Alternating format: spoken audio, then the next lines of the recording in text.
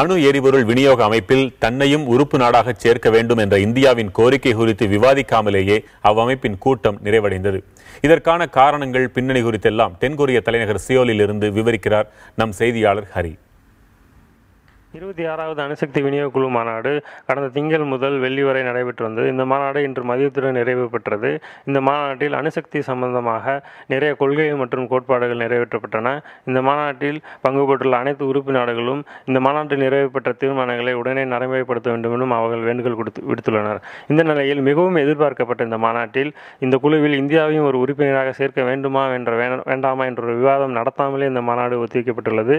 இது சம்பந்தமாக நேற்று இரவு ஒரு ரகசிய கூட்டம் நடந்ததாகவும் அதில் 48 நாடுகளைச் சேர்ந்த உறுப்பினர்கள் மட்டுமே அனுமதிக்கப்பட்டனர். இந்த மாநாட்டில் அமெரிக்கா உள்ளிட்ட பிற நாடுகள் இந்தியாவையும் இந்த மாநாட்டில் இதில் ஒரு உறுப்பினராக சேர்க்க வேண்டும் என்ற வேண்டுகோள் விடுத்த நிலையில் சீனா உள்ளிட்ட 5 நாடுகள் அதற்கு எதிர்ப்பு தெரிவித்து வந்தன. இதனால் நேற்று இரவு நடந்த கூட்டத்தில் எந்த ஒரு முடிவும் எட்டப்படாத நிலையில் இன்று இது சம்பந்தமாக சிறப்பு விவாதம் எதுவும் நடத்தப்படாமலே இந்த மாநாடு ஒத்திவைக்கப்பட்டுள்ளது.